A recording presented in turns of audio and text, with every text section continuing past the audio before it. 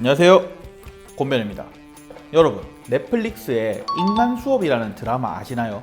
고등학생이 성매매 포주로서 활동을 하는 그런 드라마인데요. 최근에 넷플릭스 한국 콘텐츠 1위를 찍기도 한 재밌는 드라마입니다. 사실 저도 그 드라마는 다 봤습니다. 제가 그 드라마를 보면서 떠오른 사건이 하나 있는데요. 바로 작년에 큰 이슈였던 밤의 전쟁이라는 사건인데요. 여성단체들이 엄청나게 많은 고발을 넣어서 국내뿐만 아니라 해외까지 대대적인 수사가 벌어졌던 사건이었어요. 그래서 오늘은 법률 상식이 아닌 제가 그 운영자들 중에서 한 명을 변호했던 밤의 전쟁 사건에 대해서 알아보려고 합니다. 밤의 전쟁이란, 일단 이 밤의 전쟁이 뭔지 모르는 분들이 계실 것 같아요. 밤의 전쟁은 불법 성인 사이트, 즉 성매매를 알선하는 사이트였습니다. 그러니까 성매매 업소에서 이 밤의 전쟁 사이트에 광고를 올리면 성매매를 하고자 하는 사람들이 이 광고를 보고 성매매 업소에 연락을 해서 성매매가 진행되는 사이트였죠. 쉽게 얘기하면 성매매의 수요와 공급을 알선해주고 중개해주는 그런 사이트였습니다. 본격적으로 수사가 시작될 때쯤 밤의 전쟁 사이트의 회원수는 70만 명이었다고 합니다. 근데 회원가입을 안 해도 그 사이트에서 글을 보고 정보를 얻는 것은 가능했거든요. 그러면 이 사이트를 실질적으로 이용한 사람들은 70만 명보다 훨씬 더 많을 것 같습니다. 그리고 이 사이트를 이용했던 성매매 업소는 약 2,600여 군데가 된다고 합니다. 이 사이트에는 다양한 게시판들이 있어요. 각 지역별로 게시판을 나눠서 서울은 강남권, 비강남권, 그리고 각 도별로 게시판들도 있었고요. 또 성매매 업종별로 오피스텔, 안마방, 건전 마사지, 풀사롱 등으로 나눈 게시판, 그 외에 친목을 다지는 자유 게시판이나 기타 게시판들도 있었습니다. 밤의 전쟁 내부 시스템. 밤의 전쟁 최상위 운영자는 총사령관이라는 아이디를 사용했어요. 그 밑으로는 운영자 직속으로 부운영자, 후기 관리자, 이벤트 관리자, 쿠폰 관리자 같은 사람들이 있었고요. 그리고 그 밑으로는 아까 말씀드린 각 게시판들의 방장과 부방장들이 있었습니다. 근데 이 게시판들의 중요도가 다 달랐어요. 특히 그 중에서 안마방, 오피스텔이 가장 중요했는데 이 게시판의 관리자는 성매매 관련한 경험이 풍부한 사람들로 배치가 됐다고 해요. 아무래도 가장 수요가 많은 게시판이니까 그렇겠죠. 이렇게 철저하게 조직적으로 구성된 운영진은 회원들의 등급을 군대 계급으로 나눠서 관리했습니다. 훈련병부터 시작해서 사이트에 어떠한 기여를 하게 되면 점점 계급을 올려주는 방식이었죠. 회원들이 계급을 올리는 방법은 주로 성매매 업소를 이용하고 퀄리티 좋은 후기글을 많이 작성하는 거였어요. 그렇게 계급을 올린 회원들은 성매매 쿠폰을 받는 혜택들이 있었죠. 이 밤의 전쟁 운영자들의 수익 창출은 주로 성매매 업소에서 올리는 광고비였습니다. 광고비를 많이 낸 업소를 상단에 띄워주는 방식으로요. 이 상위에 있는 운영자들은 이 수익을 서로 나눠 가졌는데요. 가끔씩은 하위 게시판 관리자들에게 이 수익을 나눠주기도 했습니다. 근데 이 하위 게시판 관리자들한테는 수익을 돈으로 줄 때도 있고 성매매 쿠폰으로 줄 때도 있었다고 합니다. 제가 변호했던 분은 하위 게시판 관리자 중에서 한 분이었어요. 이분은 상위 운영자로부터 게시판의 운영 방침을 지시받고 그 사람이 기획한 이벤트를 진행하는 일도 했다고 해요. 이 이벤트라는 건 주로 성매매 후기를 잘 열심히 써준 사람한테 성매매 쿠폰을 주는 것이었는데요. 이 성매매 쿠폰에는 무료 쿠폰도 있고 할인 쿠폰도 있었다고 합니다. 한 달에 밤의 전쟁으로 들어오는 성매매 쿠폰이 1,000장도 넘어서 사실 게시판 하나에서 한 달에 100장 정도씩은 쿠폰을 소모해줘야 됐다고 해요. 제 의뢰인분은 상위 운영자로부터 게시판을 관리하기 위한 아이디를 별도로 받았다고 해요. 근데 문제는 그 상위 운영자도 이 게시판 관리 아이디로 로그인을 할 수 있었다고 해요. 그러니까 실제로는 상위 운영자가 쓴 글이지만 제 의뢰인분이 책임을 져야 하는 그런 상황이 올 수도 있었던 거죠.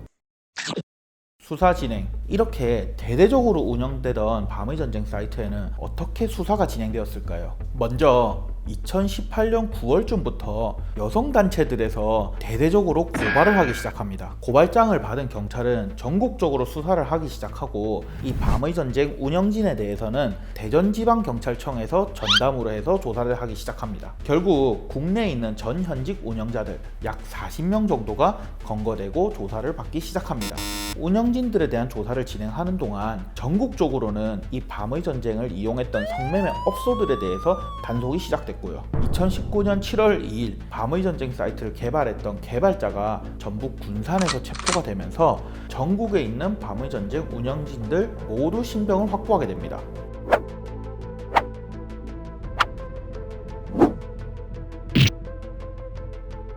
개발자가 체포되고 며칠 뒤에 밤의 전쟁 사이트가 폐쇄되면서 밤의 전쟁 사건은 일단락되게 됩니다. 해외에 있는 운영진들에 대해서 경찰에서 인터폴에 적색 수배를 넣기는 했는데 사이트를 폐쇄할 때까지는 잡지를 못합니다. 수사가 진행되면서 검거된 운영자 30-40명 중에서 최상위 운영자와 부운영자 2명은 구속영장이 발부가 됐어요. 그리고 나머지 사람들은 불구속 상태로 수사와 재판이 진행됩니다. 적용되는 법률. 이렇게 수사가 진행된 운영진들은 어떤 법을 위반한 것이고 어떤 처벌을 받게 될까요? 우리나라에서는 성매매, 알선 등 행위의 처벌에 관한 법률이라는 법에서 성매매 관련된 행위를 엄격하게 금지하고 있어요. 밤의 전쟁처럼 성매매 업소를 광고하는 행위에 대해서는 3년 이하의 징역 또는 3천만 원 이하의 벌금에 처한다 라고 규정하고 있어요. 그러니까 밤의 전쟁 운영진들은 이 범위 내에서 처벌을 받게 되는 거죠. 그런데 말입니다. 이 사이트 하나로 번 돈이 어마어마하게 많을 건데 3천만 원은 좀 적다는 생각 안 드세요? 그래서 같은 법에서는 그 범죄로 인해서 얻은 재산이나 금품을 국가가 전부 가져간다고도 규정하고 있습니다. 즉 밤의 전쟁 사이트를 통해서 얻은 수익은 전부 국가가 환수를 한다는 것인데요. 그렇게 되려면 그들이 수익을 얼마나 벌었는지에 대해서 검찰이 정확하게 입증을 해야 됩니다. 그런데 그들이 도저히 자금을 추적할 수 없을 정도로 숨겨놨다면 현실적으로 그 수익을 전부 다 환수하기는 어렵다는 한계도 있습니다.